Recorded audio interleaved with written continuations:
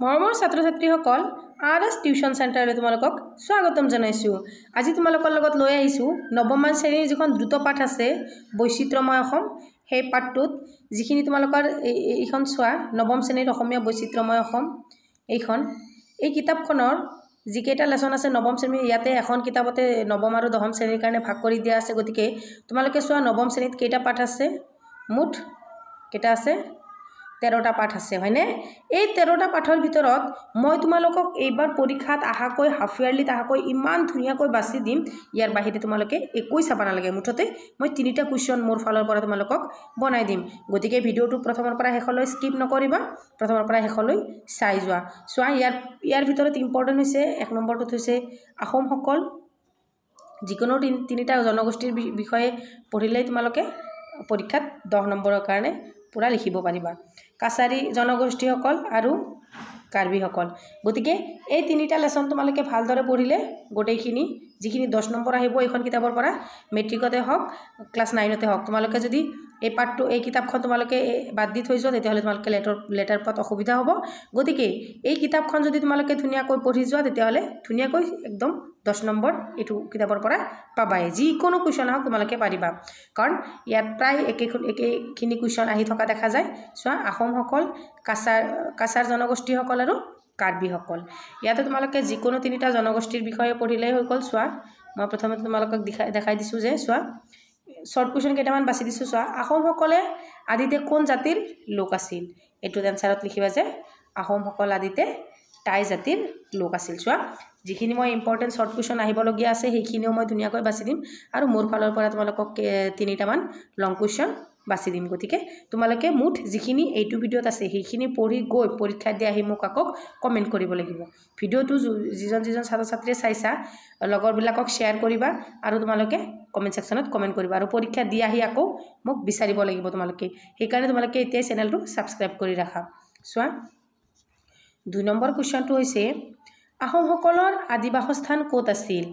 আহোমসকলৰ আদি বাসস্থান চীন দেশৰ দক্ষিণ পশ্চিম অংশত আছিল। মনত ৰাখিবা, এইবিলাক এবাৰ ভালকৈ মনোযোগ দি পঢ়িলেই পিছলৈ মনত থাকি যাব।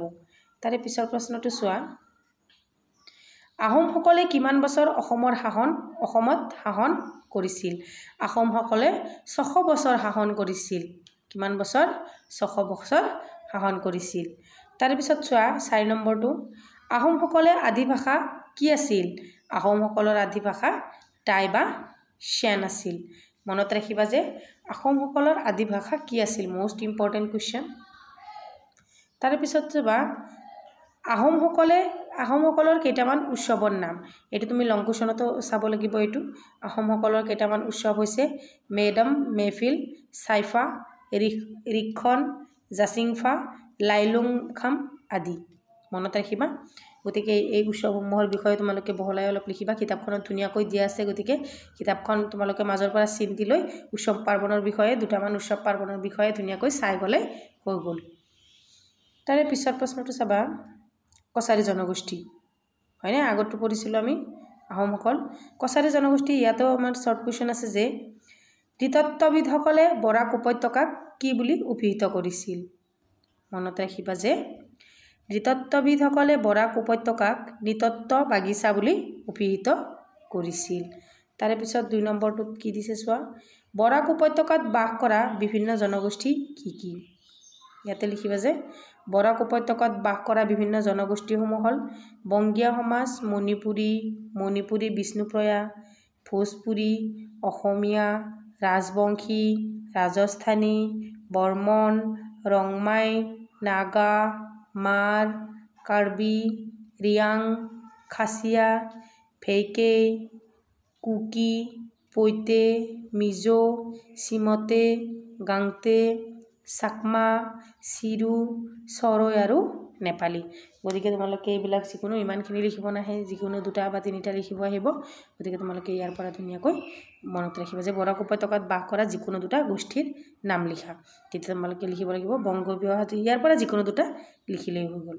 এনেকুৱা ধৰণৰ কুৱেশ্যন আহিব। চোৱা 3 নম্বৰটো কুৱেশ্যনত কি দিছে যে বৰাক উপত্যকাৰ মানুহৰ প্ৰধান জীৱিকা কি? এইটো বৰ ইম্পৰ্টেণ্ট কুৱেশ্যন যে বৰাক উপত্যকাৰ মানুহৰ প্ৰধান জীৱিকা হ'ল খেতি বাতি ব্যৱসায় আৰু চাকৰি সাধাৰণতে বৰাক উপত্যকাৰ যিখিনি মানুহ আছে বা জনজাতি আছে সেইখিনিৰ প্ৰধান জীৱিকা হৈছে হয়তো খেতি বাতি কৰিব নহ'লে ব্যৱসায় নহ'লে চাকৰি তাৰে পিছৰ কুৱেশ্যনটো এইবাৰ 100% এইটো আহিব মই কৈ দিলোঁ তোমালোকক মনত ৰাখিবা এইটো 100% এইবাৰ পৰীক্ষাত আহিবই the background of Assamese culture গ্ৰন্থখন কোনে ৰচনা কৰিছিল the background of Assamese culture গ্ৰন্থখন কোনে ৰচনা কৰিছিল ইয়াতে লিখিবা যে the background of Assamese culture গ্ৰন্থখন ৰাজমোহন নাথে ৰচনা কৰিছিল কোনে ৰচনা কৰিছিল ৰাজমোহন নাথে আকৌ লিখিব পাৰিবা যে ৰাজমোহন নাথে যিখন গ্ৰন্থ ৰচনা কৰিছিল গ্ৰন্থখনৰ নাম কি তেতিয়া তোমালোকে লিখিবা the background of Assamese culture যদি উল্টা পাল্টা কৈ দিব পাৰে এইটো কুৱেশ্যন হয়তো তোমালোকক গ্ৰন্থখনৰ নাম সুধিব পাৰে তেতিয়াহ'লে তোমালোকে গ্ৰন্থখনৰ নাম লিখিব লাগিব the background of Assamese culture আকৌ যদি সুধে যে the background of Assamese culture গ্ৰন্থখন কোনে ৰচনা কৰিছিল তেতিয়া তোমালোকে লিখিব লাগিব যে ৰামমোহন নাথে ৰচনা কৰিছিল এইটো আহিব পৰীক্ষাত মই কৈ দিলোঁ তোমালোকে চাব পাৰা এইটো পৰীক্ষাত আহিব তাৰে পিছত আছে কাৰ্বিসকল 1 নম্বৰ শৰ্ট কুৱেশ্যন কাৰ্বিসকলক অসমৰ কলমবাজ বুলি কোনে কৈছিল এইটো পৰীক্ষাত আহিব কাৰ্বিসকলক অসমৰ কলমবাজ বিষ্ণুপ্ৰসাদ ৰাভাই কৈছিল যে কাৰ্বিসকলক কোনে কলমবাজ বুলি কৈছিল সেইটো হৈছে বিষ্ণুপ্ৰসাদ ৰাভা এইটো কুৱেশ্যন আকৌ এনেকৈয়ে চাই যাব পাৰা যে বিষ্ণুপ্ৰসাদ ৰাভাই কাৰ্বিসকলক কি বুলি অভিহিত কৰিছিল তেতিয়া তোমালোকে লিখিব লাগিব যে কলমবাজ বুলি বিষ্ণুপ্ৰসাদ ৰাভাই অভিহিত কৰিছিল হয়নে এটা কুৱেশ্যন ঘূৰাই পকাই সুধিব পাৰে তোমালোকে এই কাৰণে কুৱেশ্যন আৰু এনসাৰ দুটা মিলাই লৈ বুজি তাৰ পিছতে মনত ৰাখিবা তাৰ পিছত আছে কাৰ্বিসকলৰ পৰম্পৰাগত সাজপাৰৰ বিষয়ে লিখা এইটো তোমালোকৰ লং কুৱেশ্যনতো লাগিব যে কাৰ্বিসকলৰ সাজপাৰ পুৰুষসকলে আঠুমুৰীয়া পেচেলেং তই হৰথং সংথৰ ছয়ইক ছয়লক কাৰ্বি জেকেট পহ কাৰ্বি মাফলাৰ আদিয়েই প্ৰধান আকৌ মহিলাসকলে পিন্ধে পিনি পেকক আৰু ওৱানকক তদুপৰি পে চেলেং পে খনজাৰী পে চাপৰি আদি প্ৰধান আকৌ কেঁচুৱাসকলৰ বকচাত ল'বৰ বাবে পিবা ব্যৱহাৰ কৰা হয় আ অলংকাৰ হৈছে লেক হিকি তাৰপিছত নথেং পি নলাংপং নজাংচাই লেক ৰুৱে লেক পাংখাৰা লাং ৱাৰ ৰয় পাংখাৰ ৰয় পাহু আদি গতিকে তোমালোকৰ বৰ ইম্পৰ্টেণ্ট এইবিলাক কাৰ্বিসকলৰ উৎসৱ পাৰ্বণ চোৱা কাৰ্বিসকলৰ উৎসৱ পাৰ্বণ সম্পৰ্কে